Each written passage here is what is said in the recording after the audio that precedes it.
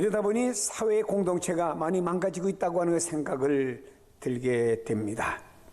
코로나19 상황에도 미얀마라고 하는 나라 양곤에서는요, 지금 우리에게 이런 변화를 달라고 하면서 시위대가 엄청 모여서 물론 마스크 썼습니다만 시위하고 있고 경찰들과 대차고 충돌하면서 많은 사상자를 내고 있는 뉴스를 우리가 TV를 통해서 보고 있습니다.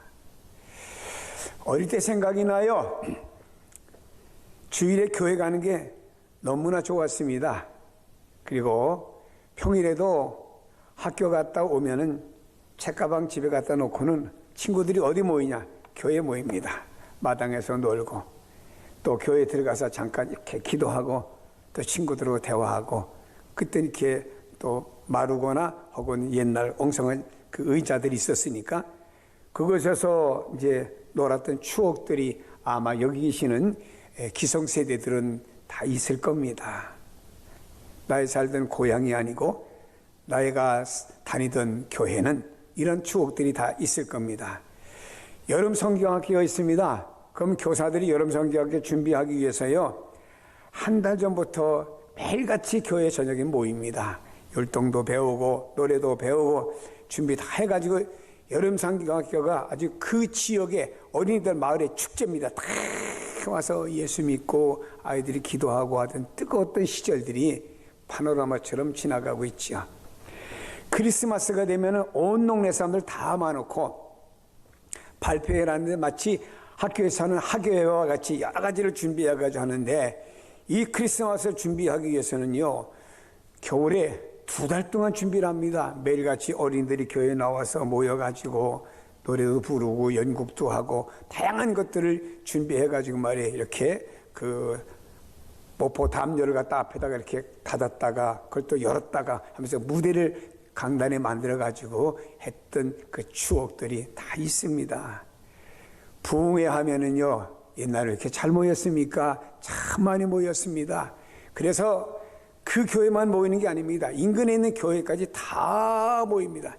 제가 어릴 때 생각이 나요. 부흥회를 하니까 인근에 있는 분들이 지게에다가 이불 하나 쥐고 쌀, 그리고 김장김치, 냄비 하나 해서 가지고 와서는요, 교회 마당에서 그 밥해 먹으면서 교회에서 또 이렇게 잠자면서, 그리고 남으시는 교인들끼리 그 교회에 모여서 또 찬송도 부르고 말입니다. 그리고 또 거기서 교인들끼리 서로 대화도 나누면서 이런 모임들이 다 있었고, 이러다 보니까 부흥회도 아주 인산인해를 이루어서 들어갈 틈이 없어가지고 저 밖에 신발 벗어놓는 데까지 사람들이 앉아서 예배드렸던 이런 생각들이 다 추억같이 지나가며 우리가 다 그렇게 모여서 예배드려서 예수 믿던 사람들이 여기에 다들 계시는 거 보게 됩니다. 오늘 성경은 이렇게 말씀하고 있습니다. 46절에 날마다 마음을 같이하여 성전에 모이기를 힘쓰고라고 그랬습니다. 이 말씀의 내용은 그렇습니다. 성령 받은 초기 예루살렘 성도들은 날마다 성전에 모이는 유대 전통 그리고 관습에 따라서 행동하고 저들의 신앙을 표현했던 것을 보게 됩니다. 이때까지는 유대교를 믿는 유대인과 그리스도인들 사이에서 아무런 불화도 일어나지 않았던 시대였습니다. 초대교회 성도들은 자주 모이는 성전과 성전 바깥들 동편에 있는 솔로몬 행각에 모였던 것을 보게 됩니다. 그들은 거기서 서로 마음을 같이하여, 어떻게 모인 사람의 마음이 하나가 되겠습니까? 그냥은 하나가 안 됩니다. 학연, 지연 다 다르잖아요. 이들은 말입니다, 한 성령을 받다 보니까 한 성령 안에서 마음이 하나가 된 거예요. 한 성령으로 마음이 하나가 된 겁니다. 교회는 그냥 마음이 하나가 안 됩니다. 그냥 마음이 하나가 되다 보니까 끼리끼리 되다 보니까 바울파, 아발로파, 케바파 막 이래가면서 교회 안에 보이지 않는 이런 그룹들이 생겨납니다. 교회는 아니죠. 성령 안에서 한 마음을 가지는 것이 교회인 줄로 믿습니다. 뭐 지위가 사회적으로 무엇이든지 공부를 어디까지 했든지 외모 어떤 나이가 많든 적든지 우리는 한 성령을 받음으로 말미암아 한 마음을 가져야 될 줄로 믿습니다. 이게 교회입니다. 그래서 저들은 서로 마음을 같이하여 하나님 앞에 예배 드렸습니다. 찬양 드렸습니다. 그리고 성전에 오는 모든 유대인들을 전도하기 위해서 저들은 날마다 성전에 모임을 갖게 된 것을 보게 됩니다. 날마다 모였다라고 하는 거예요. 비록 그들이 계속해서 모이기를 힘썼지만 유대인들의 모임의 방식과는 달랐습니다.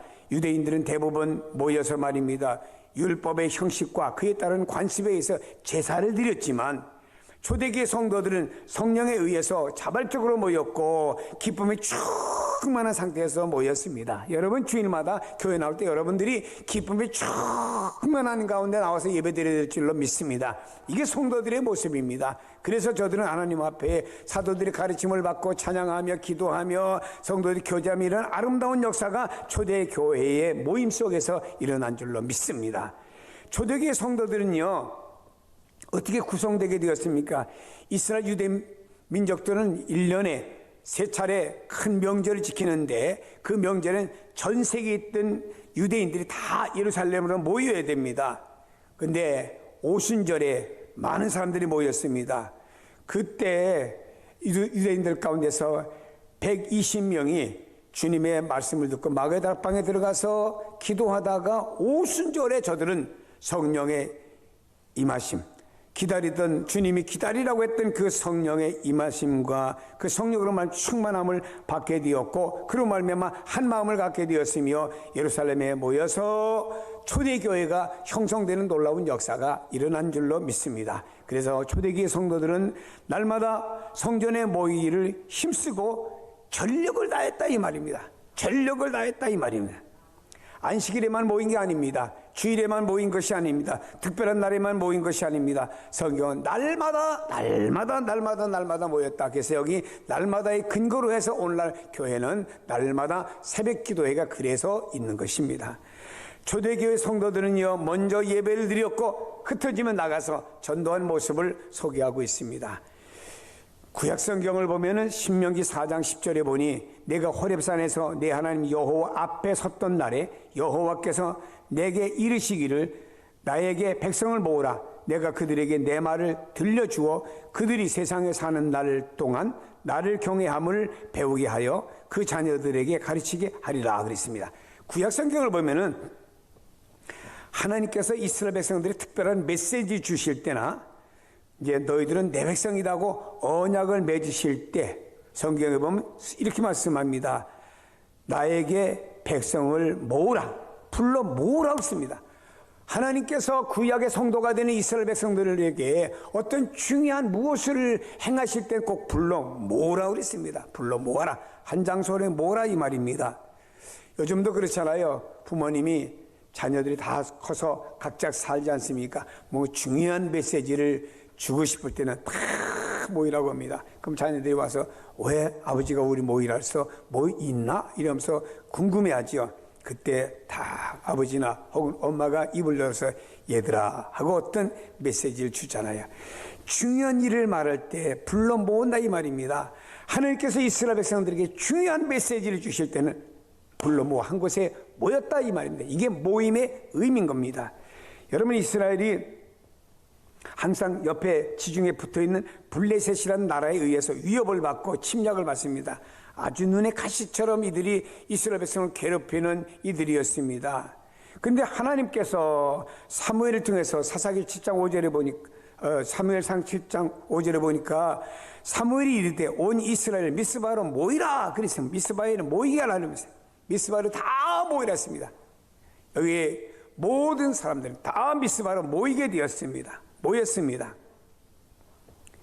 하나님께서 그곳에서 그들이 사무엘 중심에서 기도회를 했습니다. 한 마음과 한 뜻을 가지고 모여서 하나님 우리를 붙들어 주셔. 지금까지 붙들어 주셨지만 앞으로도 붙들어 주실 분은 하나님밖에 없습니다. 열심히 저들이 하나님 앞에 의지하는 믿음을 갖게 되었죠.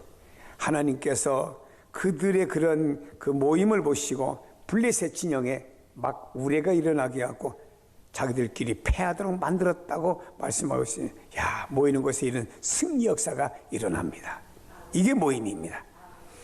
예수님께서도 베세다 들녘에서 말씀 전하시려고 베세다 들녘에 장정만 5천 명이 모이는 역사가 일어났죠.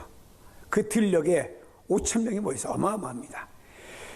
이 사람들이 찾아와 모였는데 주님께서 이들에게 오병이어 기적을 통해서 기적의 떡과 생선을 먹게 주었습니다. 누가? 거기 모인 사람들에게 이런 필요한 걸 채우시는 역사가 일어났다라고 하는 것입니다. 예수님께서 가버나움에 가셨을 때 예수님의 말씀 듣기 위해서 수많은 사람들이 왔습니다. 그 예수님께서 너무너무 회중이 많으니까 그 갈릴리 해변가에 주님을 쓰시고 바람이 부니까 그 바람을 이용해서 요즘같이는 마이크가 없던 시절이니까 바람을 이용해서 사람들이 이렇게 언덕에 다 함께 만들고, 그리고 거기서 예수님께서 산상수훈과 팔복을 말씀한 겁니다.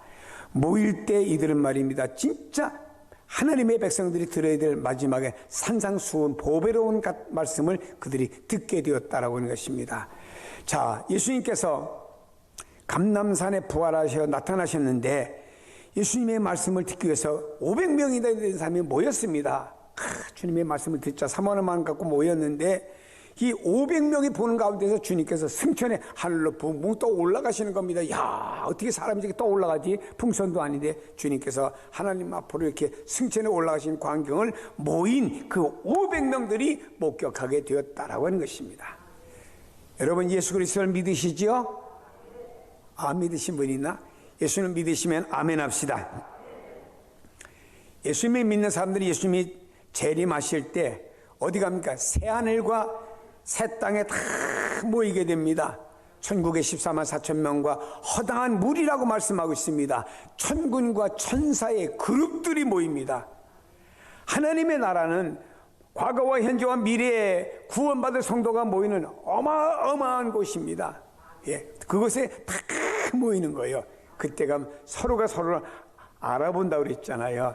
마치 거지 나사로가 아브라함 품에 안겼듯이 서로가 알아봅니다. 아이고 집사님 왔네, 아이고 권사님 왔네, 아이고 누구 오셨네. 서로가 서로 알아보는 상황 속에 딱 모인다 이 말입니다. 이 광경이 너무나 좋은 거예요. 누구에게? 하나님께서 사도 요한에게 이 광경을 조금 맛보기로 보여줬습니다. 그 사도 요한이 너무너무 이 광경이 좋아가지고 말입니다. 요한계시록 22장 20절에 내가 진실로 속히 오리라 하시거늘 아멘 주 예수여 오시옵소서.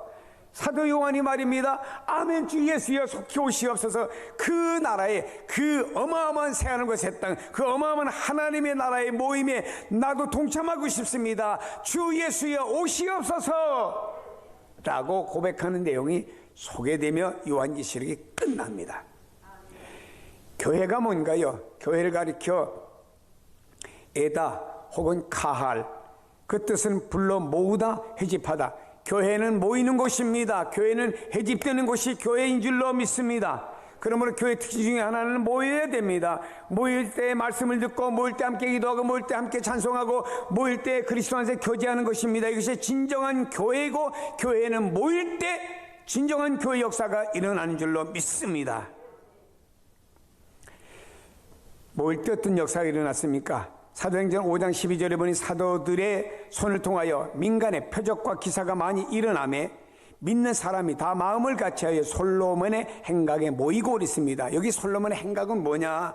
성전, 예루살렘 성전 바깥들 동편에 있는 기다란 집체인데 그것을 솔로몬의 행각이라고 이름을 붙입니다. 우리 교회 들어올 때 본당을 예루살렘 홀, 또 밑에 가면 베들레헴 홀, 갈릴리 홀 이렇게 있듯이 말입니다. 솔로몬의 행각이 있습니다. 거기에서 유대교 교사들이 가끔 자유롭게 말씀을 전하기도 하고요. 그곳은 대중 집회하는 장소가 되기도 했고요. 초대 교인들은 이곳에 와서 자주 예배를 드렸습니다. 왜냐? 3천 명이나 되는 교회가 될 수도 되니까 말입니다.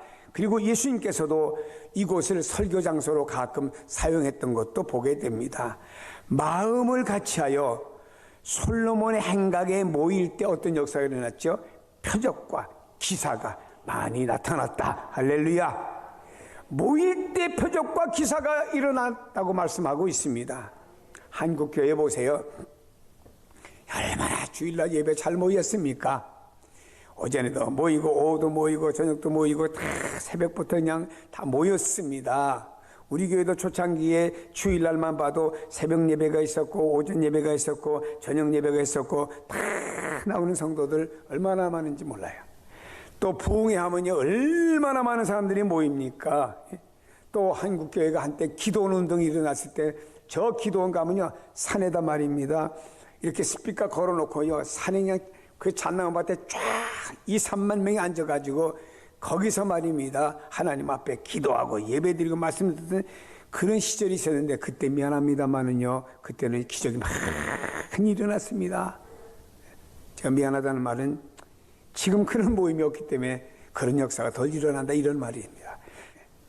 사랑하는 여러분, 교회는 주님의 희생에 근거해서 우리가 예수 믿고 구원받은 공동체이기 때문에 우리도 희생할 줄 좀 알아야 되는 거예요. 희생 없이 예수를 잘 믿으려면 안 되는 겁니다, 여러분. 같은 목적을 가지고 함께 모여 전도도 하고 교회에서 여러 가지 봉사도 하고 또 우리가 선교지에 가서 봉사도 하고 옛날에는 농어촌 교회에 가서 얼마나 봉사도 많이 해줬습니까 교인들이. 그리고 말입니다 봄 되면 또 농어촌 교회 손이 모자라니까 교회에서 젊은이들이 가서 모내기도 도와줬고 말입니다. 얼마나. 저희 교회도 과거에 농어촌 교회를 300교회를 도왔던 그 시절들이 있었습니다. 다 전국적으로 매달 생활비들 보내드리고 도와드렸습니다. 엄청난 교회 1년에 예산들이 교회들의 헌금을 통해서 그것이 감당되어졌어요. 근데 농촌교회에서 어떤 때는 금년 양파 농사를 지었는데 이걸 다 폐기 처분하게 되었습니다. 어떻게 하면 좋습니까? 양파 값이 그냥 하니까 예를 들면 100원입니다. 이거 중간 마진 없이 그냥 가면 한 500원이면은 착 팔아주면 농촌 사람들이 다 예수 믿고 좋을 텐데 이렇게 이제 전화가 저한테 와요. 그럼 내가 조금 양파 좀 보내라고 내가 팔아드리겠다고 보내면은 그냥 이렇게 1톤 트럭으로 하나 보내야지. 8톤 트럭으로 보내는 거예요. 그럼 교회마다 이 양파를 이렇게 쌓아놓고 말입니다. 교인들 다 목자들한테 전화해서 와서 교인들 의무적으로 양파를 사가라고 말해요. 그럼 의무적으로 와서 양파를 사가는 거예요. 그럼 교인들이 말입니다. 한 주간 내내 반찬이 양파를 볶아 먹고 삶아 먹고 양파를 갖다가 그냥 고추장 찍어 먹고 그리고 다음 주일날 예배 드릴 때 다 여기서 찬송하면요 교회 내다 양파 냄새가 확 나야지. 그리고 어떤 때는 양배추를 파는데 양배추가 또 헐값이래. 그러면 양배추 보내면 또 8톤대로 보내. 어느 년 또 배추가 또 너무 싸서 안 되는데 배추 좀 팔아달라고 또 전화 왔어요. 보내라 그랬더니 목사님 믿음이 좋은 건지 배짱이 좋은지 8톤 트럭으로 2차를 보냈어요. 나 그때 배추 파느라고 진짜 혼났어요. 전화해가지고 말입니다. 우리 교회만 이렇게 다른 교회까지 다 올라서 그냥 다 배추 팔았죠. 여러분 함께 우리가 모여 봉사하니까 농촌교회가 삽디다. 농촌교회가 도움이 되고 농촌교회가 전도가 됩니다. 함께 모여서 봉사할 때 이런 역사가 일어납니다. 그래서 우리는 함께 모여서 봉사하며 기도하고 찬송하며 봉사하고 맡은 사랑에 봉사하고 과거엔 교회 갈 때도 말이야 그냥 가나요? 아이들이 어떤 산을 넘어가면서 같이 찬송율 부르면서 교회 갔던 시절도 있지 않습니까? 사랑하는 여러분요, 우리는 믿으면 사랑의 봉사가 있어야 됩니다. 우리의 은사 달란트 다 각자 다릅니다. 이것을 실천하면서 우리는 모이는 공동체가 교회가 되어져야 됩니다.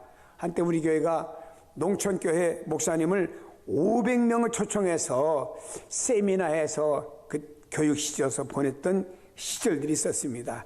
백지장도 맞들면 낫다고 하는 믿음 가지고요. 그때는 500명 섬기는데 교회 예산은 한 푼도 안 썼습니다. 다 교인들이 어린 시절 농촌에서 오신 목사님들은 섬긴다고 그래서 저 모란장에서 양말을 파시는 분들은 양말을 가져오고 심지어는 그 유치부 다니는 아이는 말입니다. 지가 뭐 이만한 그 돼지 저금통 거기다가 가득 모은 동전 가져와서 나한테 가지고 목사님 이거 가지고요 저 시골에서 오시는 목사님들 밥 사드리세요 그러더라고요. 그리고 말입니다. 또 어떤 분은 자기가 이 세탁 공장을 하는데 많은 세차 있으니까 이걸 갖다가 농촌교회 오신 목사님 선물 드리라고 막 그 500벌씩 가져오는데 그 돈만 7천만 원이라더라. 이러다 보니까 한 번 농어촌교회 목사님들 세미나 하는 데는 한 2억씩 예산이 들어가지만 성도들이 다 이렇게 교회 살아가는 마음을 가지고 다 모여지니까 역사가 일어납니다. 여러분 앞으로 이런 역사를 이루세요. 그는 여러분 성령교회는 다시 기적을 창조하는 교회가 됩니다. 요거 뽑아서 여기만 심으려고 하면 아무런 역사 아니라 하나님 앞에 우리는 믿음으로 과거에도 이런 역사를 일으켰은 교회니까 앞으로도 이런 역사를 일으킨다는 믿음을 가지고 나가면 큰 역사가 일어날 줄로 믿습니다. 사랑하는 여러분요, 교회는 다녀감으로 끝나는 것이 아니지요. 요한복음 7장 5절에 보니 이는 형제들까지도 믿지 아니함이로라. 아니, 예수님의 동생들 있잖아요. 예수님은 성령의 잉태로 통하여 태어나셨지만 예수님 태어난 다음에 요셉과 마리아가 결혼해서 그 다음에 태어난 동생들 있잖아요. 이들이 가정으로 볼 때는 예수님이 형님이잖아요. 형님이 말씀 전하고 하는 것마다 따라다녔어요. 따라다니고 모였는데 뭐라고 말씀합니까? 이는 형제들까지도 믿지 아니함이로라. 예수 안 믿었습니다. 안 믿다가 예수님이 부활한 다음에 예수님을 믿어서 이들이. 여러분, 교회는 나와서 예배만 보고 끝나고 나가는 것이 아닙니다. 믿지 않으면 소용이 없는 것이에요. 믿음이 중요한 겁니다. 예수님을 몇 년 따라다녔어도요, 믿지 않으면 무슨 의미가 있습니까? 3년 따라다녔겠지요. 교회는 믿음의 공동체인 줄로 믿으시길 바랍니다.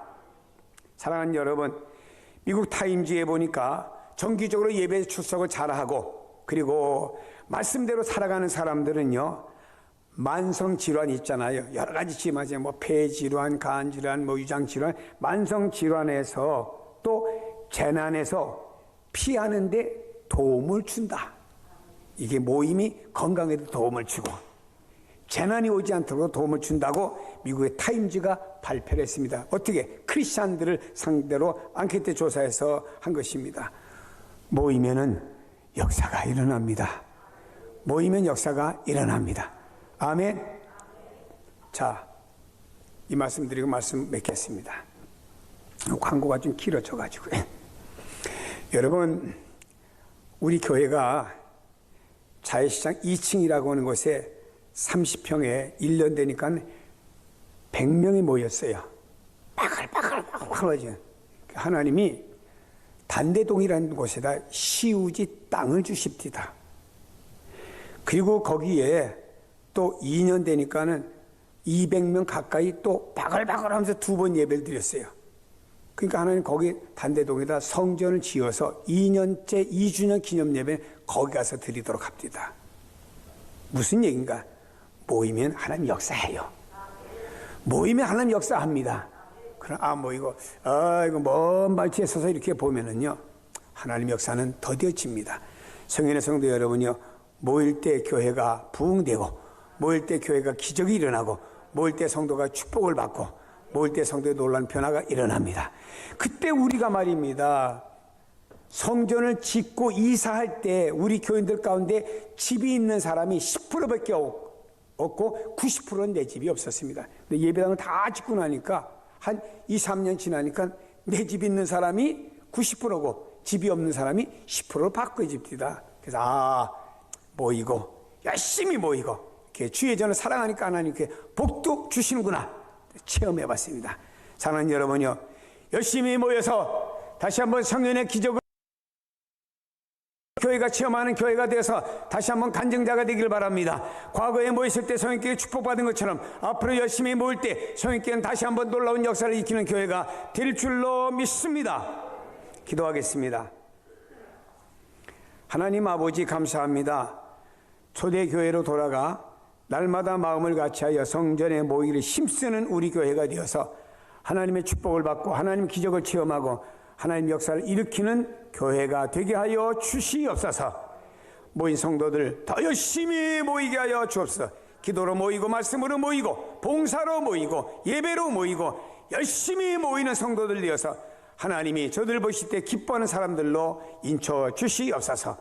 예수 그리스도의 이름으로 기도하옵나이다. 아멘.